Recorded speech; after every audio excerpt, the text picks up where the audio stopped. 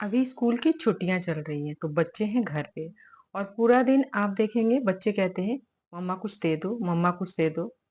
अब सारा दिन कुछ क्या दें, तो उसी को ध्यान में रखकर मैंने ये रेसिपी बनाई है।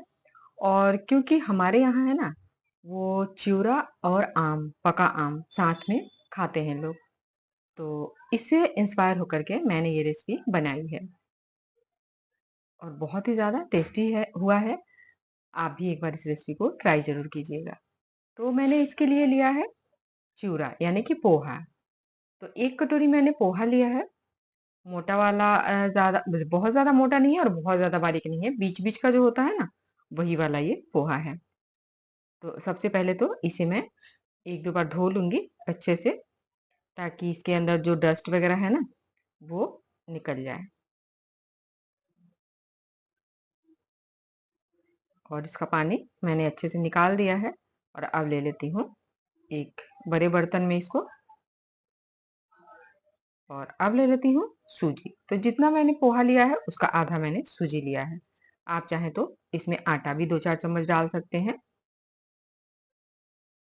और अब ले लेती हूँ मैं 1 कप दूध। तो दूध, मलाई सब मिक्स है, वो मैंने ले लिया है।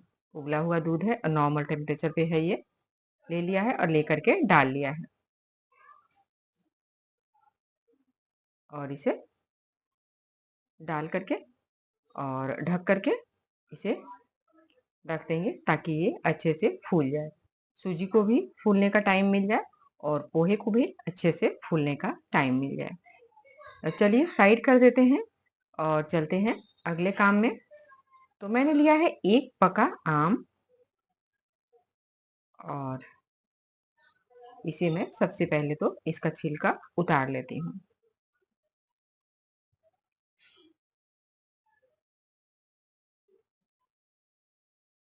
और इस वाले आम का ना, ये आम सफेदा है, इस वाले आम का छिलका बहुत पतला होता है।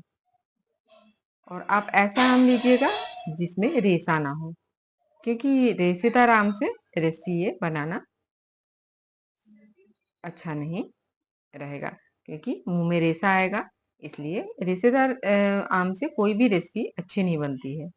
तो जो गूदा वाला सिर्फ आम हो ना, जिसमें रेसे नहीं हो, वही वाला आम आप लीजिएगा।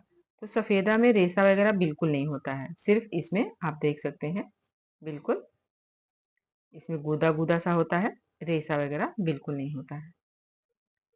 तो सारा इसका निकाल लेते हैं पल्प और बीज की जो गुठली है उसे डिस्कार्ड कर देते हैं। और अब इसमें जो बड़े बड़े पीसेस हैं ना, उनको थोड़ा सा छोटा छोटा कर लेते हैं, ताकि जब हम पीसे तो इसमें कोई चंक ना रह जाए, अच्छे से ये पीस जाए। और अब इसमें ले लेती हूँ मैं 2 हरी इलायची यानी कि छोटी वाली इलायची। तो 2 काफी रहेगा। इसको मैं तोड़ करके, आप चाहें तो इसे छिलके के साथ ले लें, या फिर आप चाहें तो इसका छिलका डिस्कार्ड करके और सिर्फ बीज बीज डाल सकते हैं। यहाँ पे ले लेते हैं मिक्सी जार में अपने आम को। और अब मैं डाल लेती हूँ इसमें 2 चम्मच चीनी। तो 2 से 3 चम्मच चीनी, क्योंकि आम ये बहुत मीठा होता है, तो इसलिए हमें ज़्यादा चीनी की ज़रूरत नहीं है। बाकी आप थोड़ा बहुत मीठा कम ज़्यादा अपने हिसाब से कर सकते हैं। और अब इसे एक बार पीस लेते हैं।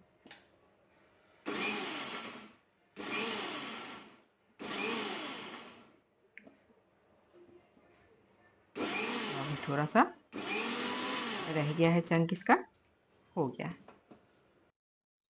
और अब चला लेते हैं अपनी गैस को और रख लेते हैं एक पैन। और इसमें मैं डाल लेती हूँ 1 चम्मच चीनी और इसे इसी तरह छोड़ देते हैं, क्योंकि हमें इसका ना कैरेमल बनाना है। जैसे ही ये धीरे धीरे देखेंगे, लो फ्लेम पे रखिएगा इसको, तो ये धीरे धीरे ना मेल्ट होने लग जाता है। इसमें पानी तेल कुछ भी आपको नहीं डालना है, बस सिर्फ चीनी डाल करके और इसे इसी तरह एकदम लो फ्लेम पे छोड़ देना है। ये मेल्ट होने लगेगा और ये देखिए यहाँ पे मेल्ट होना शुरू हो गया है और आपको ध्यान रहे कि इसको बिल्कुल मीडियम या फिर हाई नहीं करना है। आपको इसे एकदम लो पे ही रखना है। और यहाँ देखिए ये मेल्ट हो गया है, अच्छी तरह कलर आ गया है। अब डाल लेती हूँ मैं काजू। तो 10 से 15 पीस मैंने काजू लिया है और इसमें इसे डाल करके इस तरह मिक्स कर लेते हैं। अच्छे से कोटिंग हो जाएगी हमारे काजू के ऊपर में।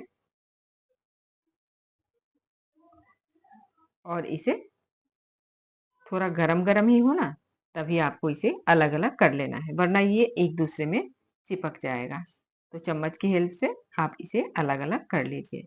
यहाँ मैं इस पल्प में से 2 से 3 चम्मच निकाल लेती हूँ और अब जो बच गया है उसे मैं डाल लेती हूँ अपने पोहा वाले मिश्रण में।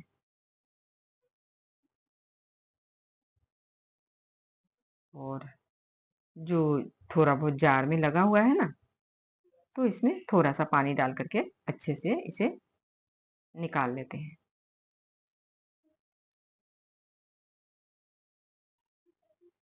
मिक्स कर लेते हैं इसे पोहे के साथ में।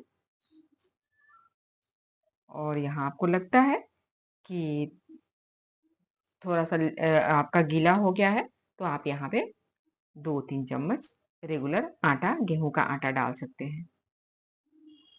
लेकिन इसे आपको गीला नहीं करना है, यानी कि ज़्यादा पतला नहीं करना है, इसे बिल्कुल गाढ़ा ही रखना है। और अच्छे से चम्मच की हेल्प से आप इसे दबा-दबा करके या फिर आप अपने हाथों की हेल्प से इसे अच्छे से मैश कर लीजिए, मिक्स कर लीजिए।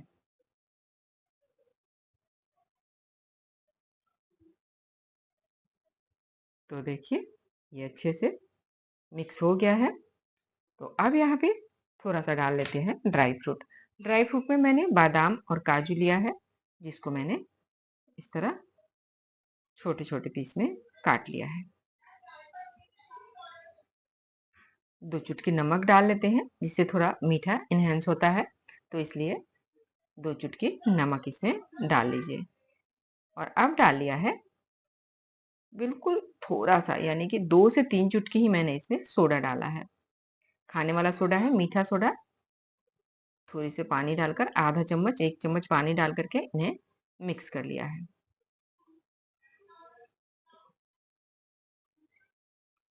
अच्छे से एक बार फिर से मिक्स कर लीजिए।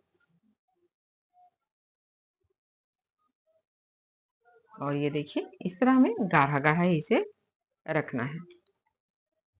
अब चलिए चलते हैं गैस की तरफ। चढ़ा लिया है अप्पे पैन और अप्पे पैन में थोड़ा-थोड़ा तेल लगा लेते हैं।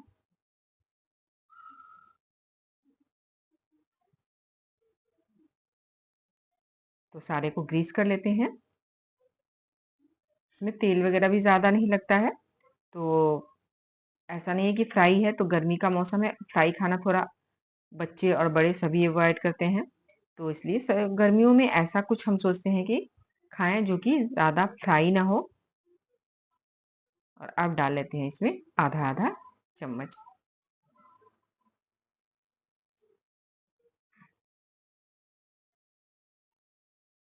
आधा आधा खाली रखा है। और अब जो हमने काजू को कैरेमल करके रखा है, उसे बीच में डाल लेते हैं। इसे मैंने ठंडा होने से पहले ही अलग कर लिया था। और अब इसके ऊपर थोड़ा थोड़ा डाल करके और अपने काजू को ढक देते हैं।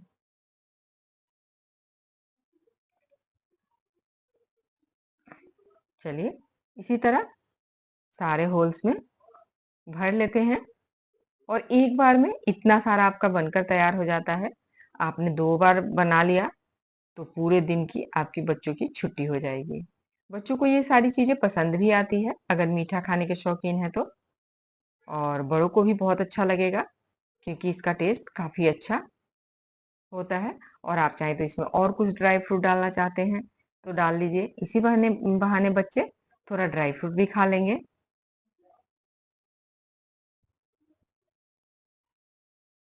सारे खाने में मैंने भर लिया है।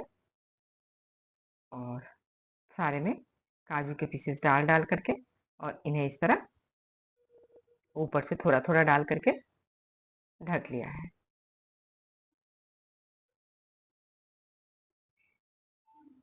और जब बाइट लेंगे इसकी ना, और बीच में जब कैरेमल काजू आता है तो बहुत ही ज्यादा टेस्टी लगता है। ऊपर से थोड़ा थोड़ा तेल और डाल लेते हैं और डाल करके इसे ढक देते हैं। ढक करके 1 से 1.5 मिनट का इंतजार करते हैं। बीच में एक बार खोल करके देख लीजिए। तो यहाँ पे चलिए पलट लेते हैं इसे।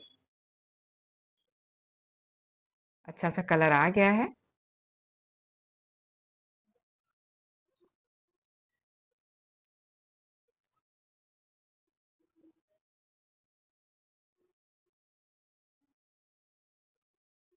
और इसी तरह फिर दूसरी साइड से भी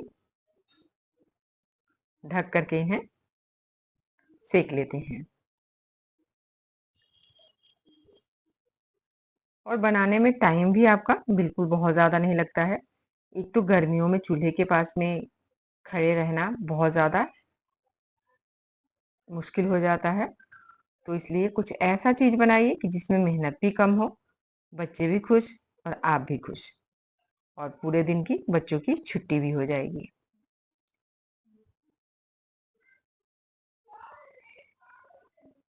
तो यहाँ देखिए ढक दिया था, ढक करके दोबारा देख लेते हैं। दोनों तरफ से बहुत अच्छा कलर इसमें आ गया है। चलिए जो हो गया है उसे निकाल लेते हैं, जो नहीं हुआ है उसे एक बार देख लेते हैं और फिर से इसे पलट करके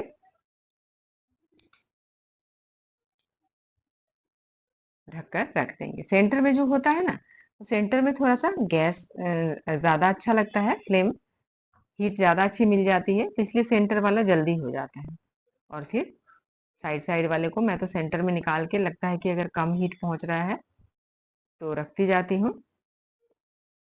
और यहाँ जो आम हमने निकाला था ना, जो हमने पल्प निकाला था आम का, उसमें थोड़ा सा डाल लेते हैं ड्राई फ्रूट। तो ये बन गया हमारा आम का डिप, जिसके साथ हम ये मैंगो अप्पे सर्व करेंगे। तो चलिए सर्व कर लेते हैं। रख लेते हैं अपने मैंगो अप्पे को और बीच में रख लेते हैं अपने टेस्टी टेस्टी सा मैंगो डिप को। और यहाँ देखने में ये कितना खूबसूरत लग रहा है, खाने में उससे भी ज़्यादा टेस्टी है। तो आप भी इस रेसिपी को एक बार ट्राई ज़रूर कीजिएगा। कैसी लगी आपको मेरी ये रेसिपी? अगर आपको मेरी ये रेसिपी थोड़ी-सी भी अच्छी लगी हो, तो प्लीज़ एक लाइक करें, अपने फैमिली और फ्रेंड्स में शेयर करें, और अगर आप मेरे चैनल पे पहली बार आए हैं, तो प्लीज़ चैनल को सब्सक्राइब करें। और देखिए कितना झटपट से इतना सारा बन कर के तैयार हो गया है। और यहाँ मैं आपको एक तोड़ के दिखाती हूँ कि अंदर से एकदम माउथ मेल्टिंग, और ये जो काजू दिख रहा है ना आपको अंदर सेंटर में, वो तो बहुत ही ज़्यादा लाजवाब लगता है।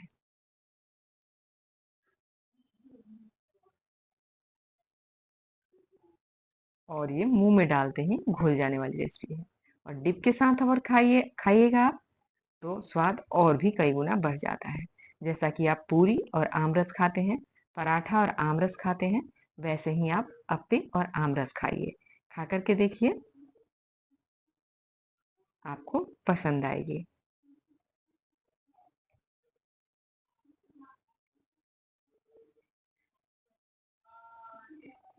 तो अगर पसंद आए तो प्लीज़ एक लाइक कीजिएगा, और फिर मिलेंगे ऐसे ही अगली रेसिपी में। तब तक के लिए take care and bye bye.